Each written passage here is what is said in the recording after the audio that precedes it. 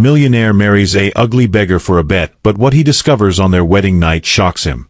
The grand chandelier of Linden Estate glimmered like a cluster of stars, casting its golden light on a sea of extravagance. Women in dazzling gowns floated across the room like ethereal beings, their laughter tinkling like silver bells. Men in tailored suits stood in clusters, their conversations spiced with gossip, business deals, and the occasional boast.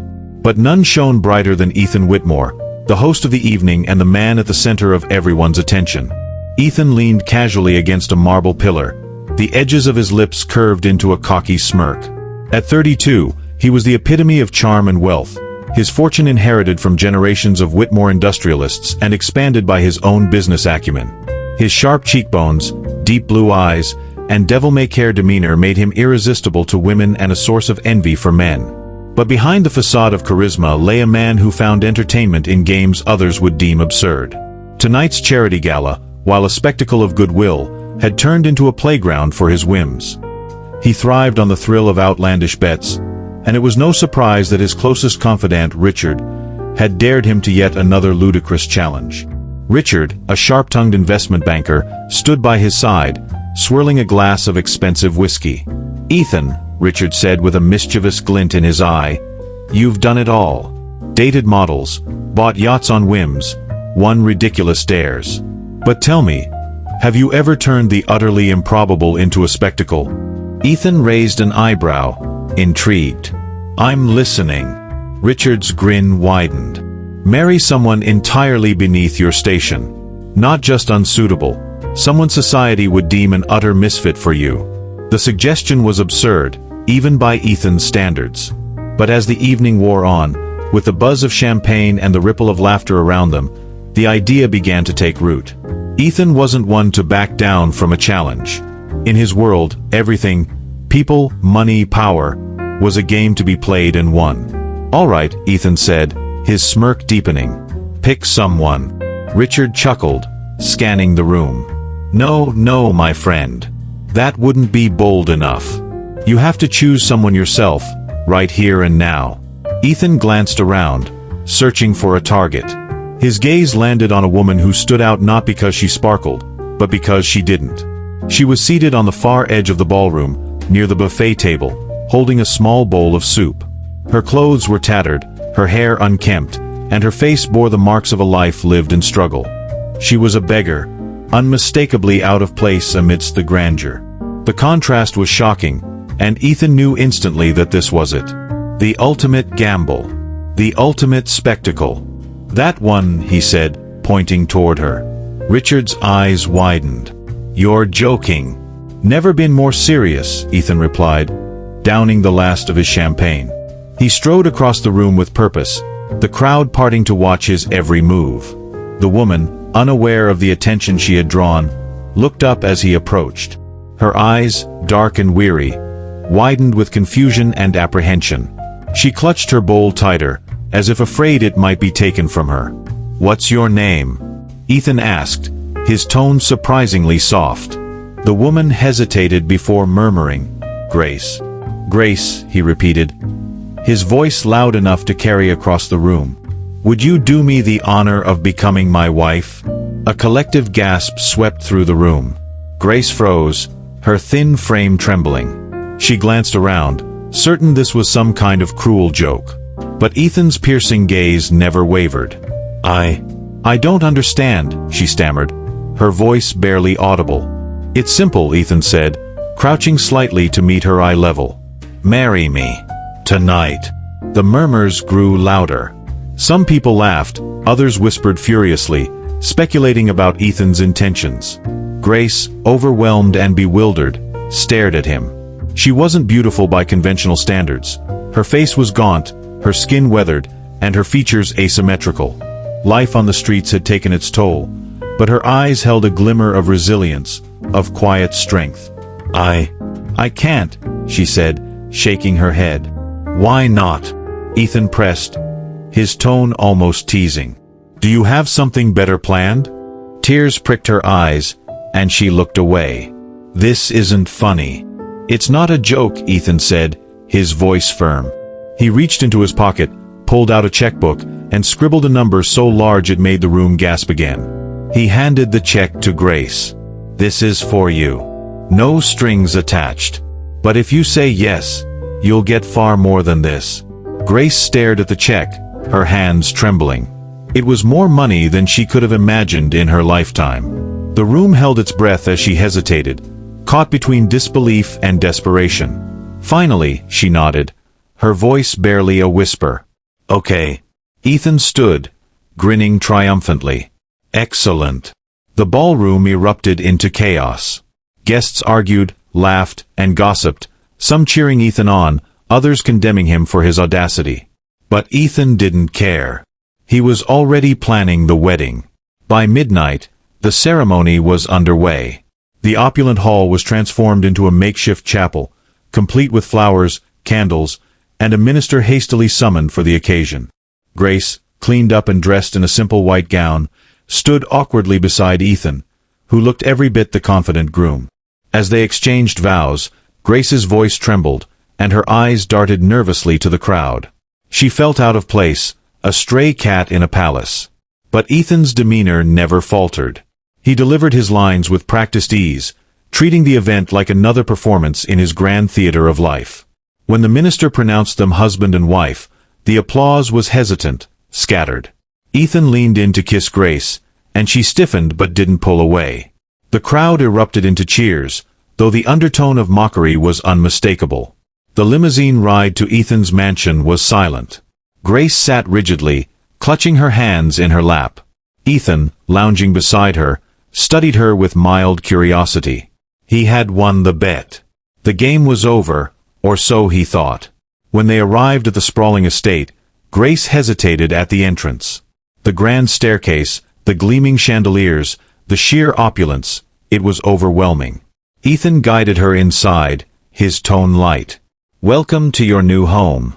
She didn't respond, her eyes scanning the space with a mix of awe and fear.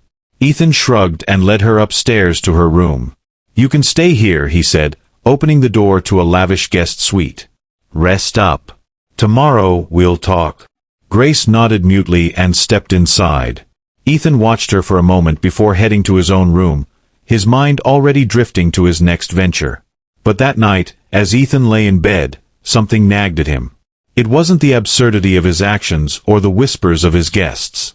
It was Grace's eyes, the way they had flickered with something he couldn't quite place. Pain, pride, or a secret she was keeping hidden. And as he drifted off to sleep, he couldn't shake the feeling that he had underestimated her. What he would discover soon enough would change everything he thought he knew, not just about her, but about himself. Ethan woke the next morning to sunlight streaming through the massive windows of his master suite. For a moment, he stared at the ornate ceiling above him, his mind replaying the absurdity of the night before. A cynical chuckle escaped his lips as he threw off the silk sheets and made his way to the bathroom. He had no regrets. If anything, the spectacle had been the highlight of an otherwise predictable evening. Richard's face alone, caught between disbelief and amusement, had been worth it. And Grace? She was an afterthought. A footnote to an outrageous tale he would recount at parties for years to come. By the time Ethan descended the grand staircase to the dining room, the staff had already set out an elaborate breakfast spread. But his appetite faltered as he spotted Grace sitting stiffly at the far end of the table, her hands folded neatly in her lap. She looked out of place amid the luxury, like a forgotten brushstroke on a masterpiece. She wore a simple blue dress the housekeeper must have provided, and her hair was neatly combed, though still dull and lifeless. Her thin frame seemed swallowed by the high-backed chair, but her eyes, those dark, piercing eyes, were alert, quietly observing everything. "Good morning," Ethan said casually as he poured himself a cup of coffee. Grace glanced up, her expression wary. "Good morning." The exchange was awkward, and Ethan couldn't help but smirk. She was like a skittish animal, unsure whether to trust the hand that had brought her here. "So," Ethan said, taking a seat across from her, "how are you finding your new accommodations?" "A bit better than the streets, I imagine." Grace's lips tightened, but she nodded. "It's nice. Nice." Ethan laughed. "That's the understatement of the century. You're sitting in a mansion, Grace. Enjoy it." You've won the lottery. Grace looked down at her hands, her knuckles white from how tightly she clasped them. Why did you do it? She asked suddenly, her voice soft but firm. Do what? Marry me. Ethan leaned back in his chair, amused by her directness. Because I could, he said simply. Because I wanted to prove a point. And, frankly, because it was entertaining. Her eyes met his, unflinching. Entertaining, she repeated, her tone flat. Yes, Ethan said with a shrug. You're part of a game, Grace. Nothing more, nothing less. But don't worry, I'm a man of my word. You'll be well taken care of. Money, clothes, food. Whatever you need, it's yours. Grace held his gaze for a moment longer before looking away. I don't need much. Good, Ethan said, brushing off her response. That makes this easier. But as the days turned into weeks, Ethan began to notice something unsettling. Grace was not the meek, submissive woman he had expected. She was quiet, yes, but her silence was not born of fear or deference. It was calculated, deliberate. She watched everything, listened to everyone, and spoke only when necessary. The household staff, initially wary of her, began to warm to her presence. Ethan overheard the butler praising her kindness and humility, the maids admiring her willingness to help with small tasks despite her new status. Even the head chef, a notoriously difficult man, seemed charmed by her polite gratitude for his meals. Ethan found himself watching her, too. She moved through the house with a strange grace, her eyes lingering on the artwork, the furniture, the architecture. It was as if she were memorizing every detail, piecing together the story of his life through the objects that filled his home. One evening, Ethan caught her standing in front of a large portrait in the gallery. It depicted his parents, a striking couple dressed in their wedding finery, their expressions regal and aloof. Grace's brow was furrowed as she studied the painting, her fingers brushing the edge of the gilded frame. What are you doing? Ethan asked, his voice breaking the silence. Grace turned, startled. I'm sorry. I didn't mean to intrude. You live here now, Ethan said with a shrug. You're not intruding. But why are you staring at that? She hesitated before answering. They look unhappy. Ethan blinked, caught off guard. He glanced at the portrait, at the rigid posture of his father and the cool detachment in his mother's eyes. He had never noticed it before, but Grace was right. They weren't, he said, though his words lacked conviction. Grace said nothing, but her expression spoke volumes. She didn't believe him. As the weeks turned into months, Ethan began to see Grace in a new light. Her presence, once an irritation, became intriguing. She asked questions that no one else dared to ask. She noticed things he had overlooked for years. And despite the wealth and comfort he had offered her, she remained unassuming, content with the bare minimum. One night, unable to sleep, Ethan wandered into the library and found Grace sitting by the fire, a book in her lap. She looked up as he entered, her expression unreadable. Can't sleep? She asked. Something like that, he said, taking a seat across from her. They sat in silence for a while, the crackling of the fire the only sound between them. Finally, Ethan spoke. You're not what I expected. Grace looked at him, her eyes thoughtful.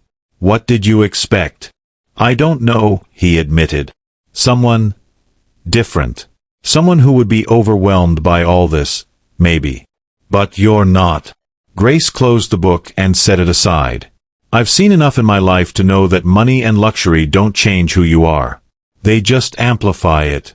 Ethan frowned. What's that supposed to mean? It means you can live in a mansion and still feel empty, Grace said quietly.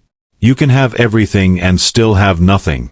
Her words struck a nerve, though Ethan wasn't sure why. He laughed it off, masking his discomfort. Spoken like someone who's never had everything. Grace didn't respond, but the look in her eyes said more than words ever could. What Ethan discovered that night, and what he would continue to uncover in the weeks to come, was that Grace held secrets. Layers of her life and her past that she kept hidden, locked away behind those dark, piercing eyes. And the more he learned, the more he realized that the game he had started was no longer a game at all. It was something far more dangerous. Far more real. And it was only just beginning.